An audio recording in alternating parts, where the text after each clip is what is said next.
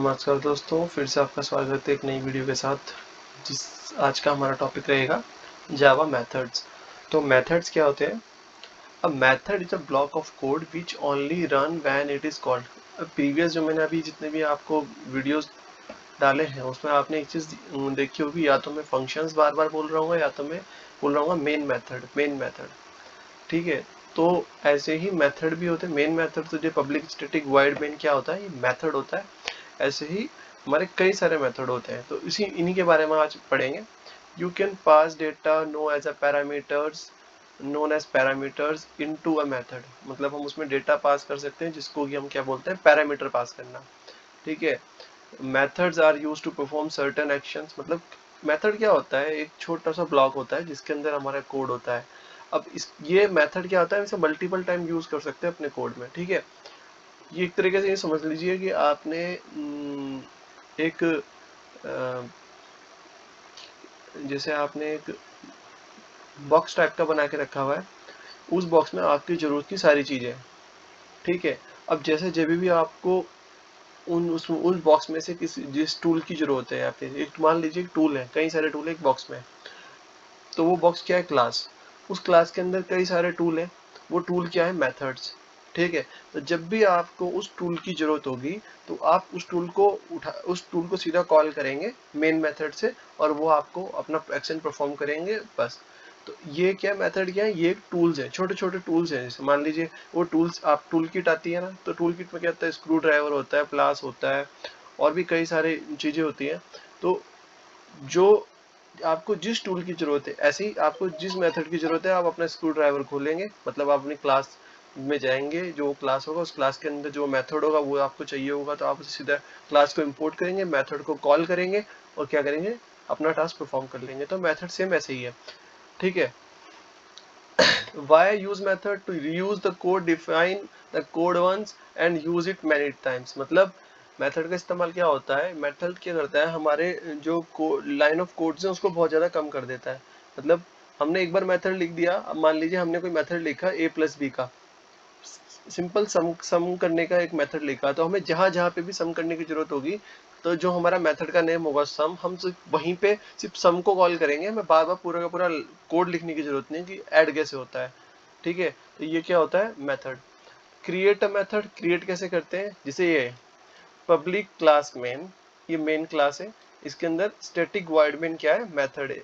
Method के भी अलग अलग टाइप होते हैं, स्टैटिक होता है, पब्लिक होता है, और प्राइवेट होता है, कई तरह के अलग अलग मेथड आप कर सकते हैं। ठीक है, ये पहले से पढ़ते हैं। A method must be declare with in a class. मतलब मेथड को हमेशा क्लास के अंदर ही डिक्लेयर करते हैं, मतलब ऐसा नहीं है कि आप क्लास के बाहर डिक्लेयर कर दो इसको। जैसे ये पब्लिक क्लास बनाई हमने मेन, तो इसके अंदर ही इसको डिक्लेयर किया है।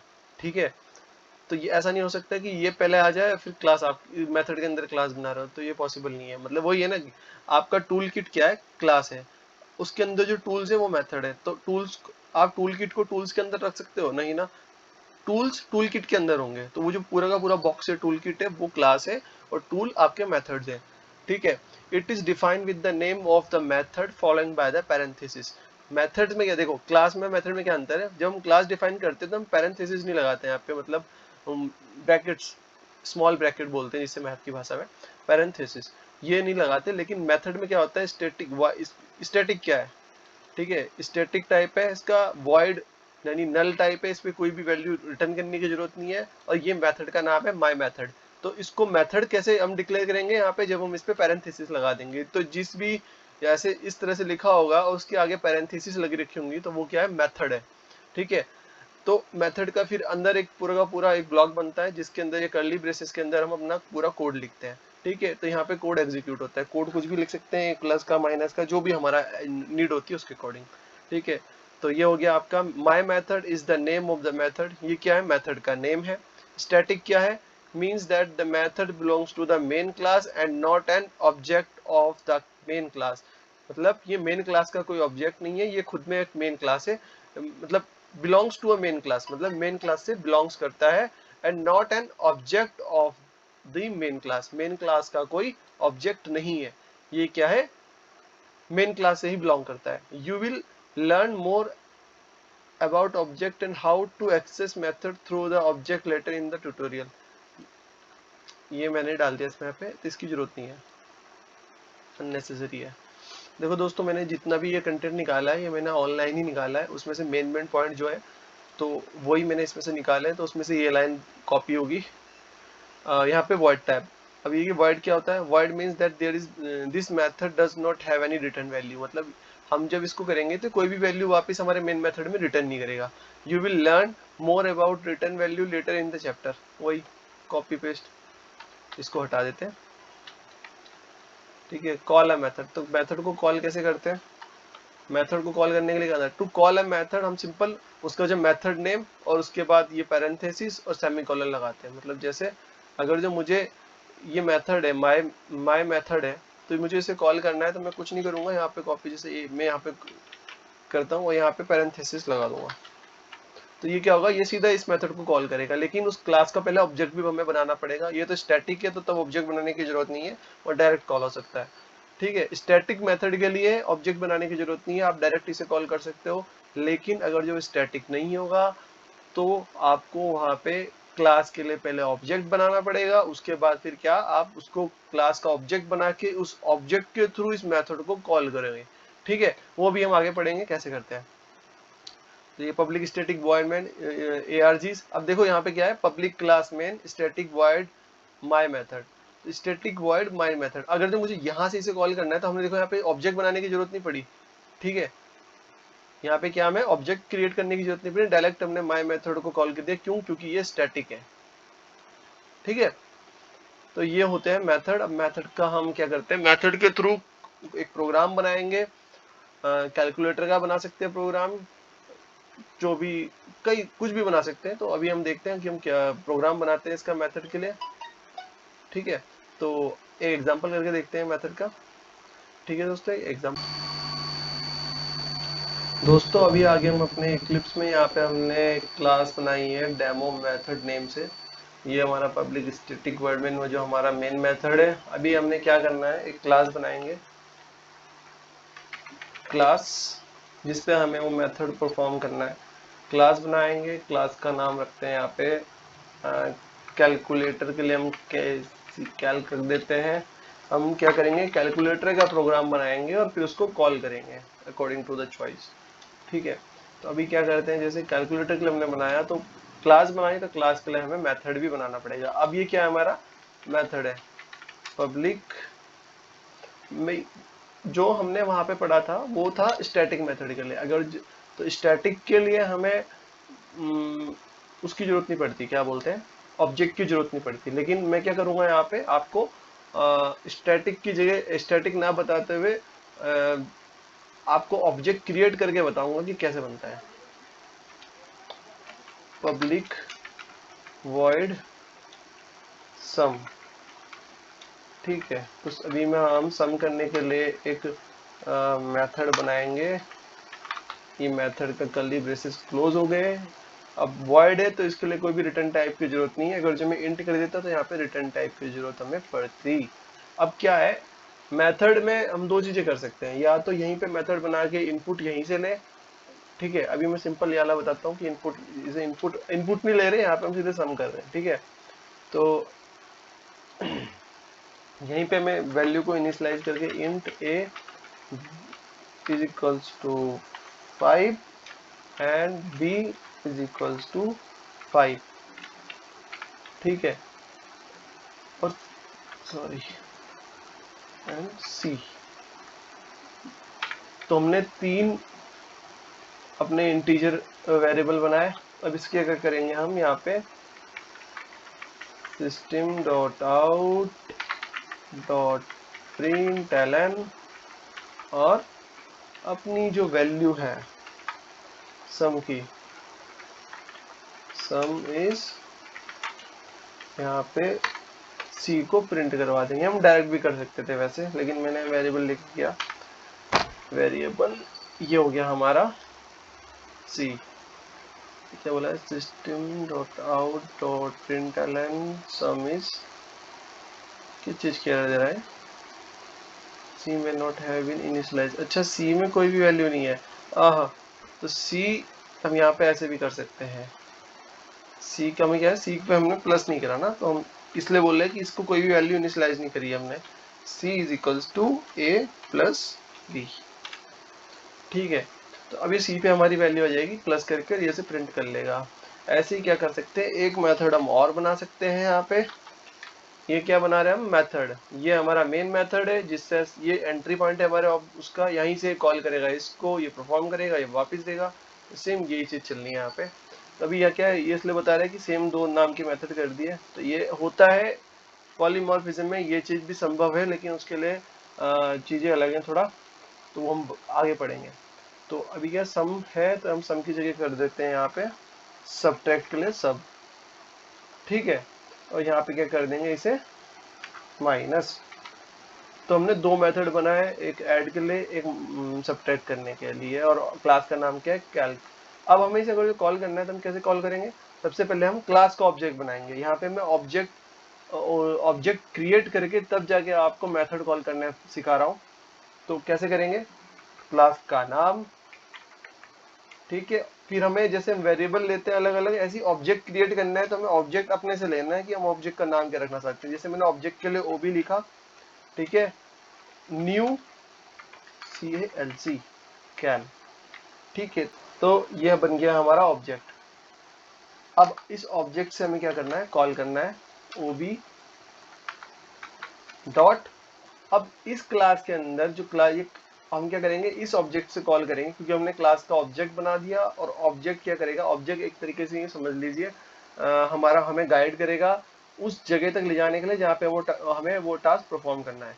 तो इसने हमने कैलकुलेटर नाम की एक क्लास से एक ऑब्जेक्ट लिया, क्रिएट किया। उस ऑब्जेक्ट के थ्रू ये एक सीढ़ी है जहाँ जिससे होते हुए हम क्या करेंगे, ये हमें पहुंचाएगी उस मेथड तक। तो ऑब्जेक्ट क्रिएट करके हमने कॉल किया उस मेथड को जो हमें परफॉर्म करना है, सम। ठीक है, तो अभी यहाँ पे हम कोई भी आर्गुमेंट पास नहीं कर रहे हैं, आर्गुमेंट की बात भी करेंगे हम कि आर्गुमेंट कैसे पास करते हैं। सम ओबी डॉट सब, सब क्या है, दूसरा वाला मेथड है। ठीक है, ये तो अभी हम इसे रन करके देखते हैं क्या आता है।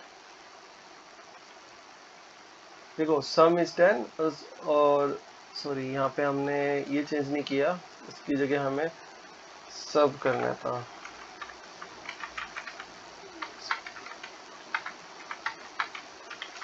ठीक है, तो अब देखते हैं सम 10 और सब्ट्रैक्शन 0। तो ये क्या हुआ, हमने यहाँ से मेथड को कॉल किया और मेथड ने हमें आउटपुट दिया। ये तो है, यहाँ पे कोई भी वैल्यू रिटर्न नहीं हो रही। अगर जो हमें रिटर्न करवानी हो वैल्यू तो क्या करेंगे, हम यहाँ पे क्या करेंगे, फिर वॉइड की जगह आएगा इंट। अब मैं आर्ग्यूमेंट पास करके बता रहा हूँ कि कैसे चलेगा। ठीक है, तो फिर यहाँ पे हमें वैल्यू देने की जरूरत नहीं है। ठीक है, दे भी सकते हैं, लेकिन दिस कीवर्ड भी यूज कर सकते हैं, लेकिन अभी मैं आपको उतना नहीं बता रहा हूँ। यहाँ पे दिस कीवर्ड का यूज करके भी देख सकते हैं कि हम कैसे चलेगा। ठीक है, यहाँ पे हमें अब दो वैल्यू चाहिए ऐड करने के लिए, ए और बी। तो हम क्या करेंगे यहाँ पे int x and int y. ठीक है, अब ए पे हम जो वैल्यू डालेंगे, int a is equals to x dot this, इसकी भी जरूरत नहीं है, डायरेक्ट यहाँ पे हम ऐसे इंट सी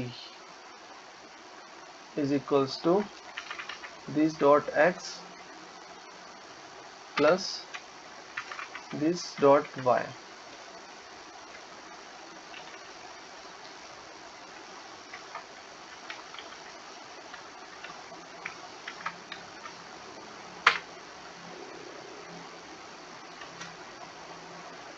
ये क्या हो गया,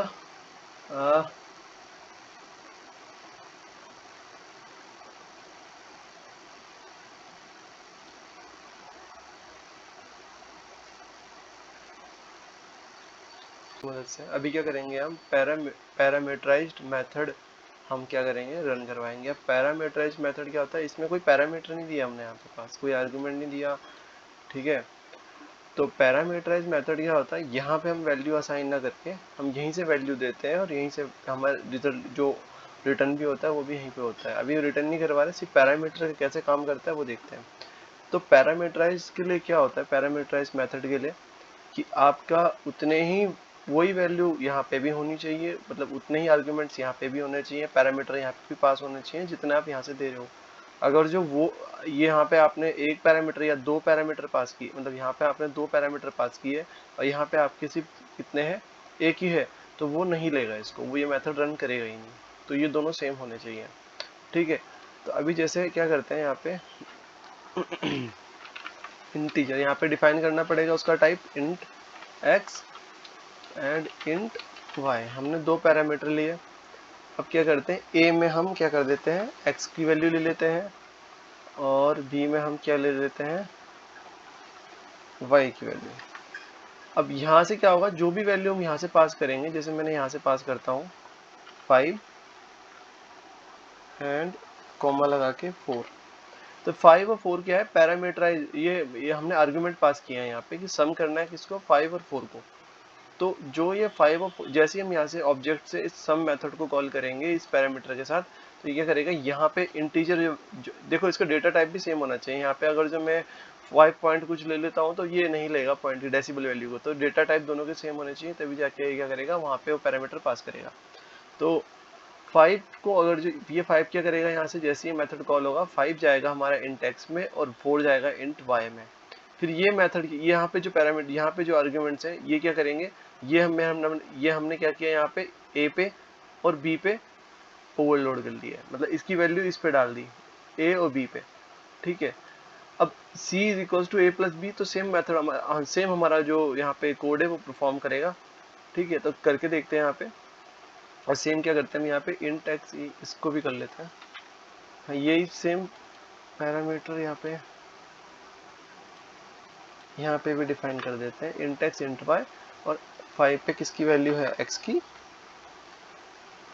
ओ ए पे, सॉरी ए पे एक्स की वैल्यू है, बी पे वाई की वैल्यू है, ठीक है। तो ये हो गया। अब यहाँ पे देखो एरर क्यों दे रहा है, क्योंकि क्या है, यहाँ पे जब हम इसे कॉल करेंगे, इस मेथड को कॉल कर रहे हैं, तो यहाँ पे हमने कोई भी आर्ग्यूमेंट पास नहीं करे, जबकि यहाँ पे पैरामीटर के अकॉर्डिंग दो आर्ग्यूमेंट होने चाहिए, ठीक है। तो यहाँ पे हम क्या करते हैं, 7 5 ले लेते हैं, तो ये एरर खुद ही हट गई।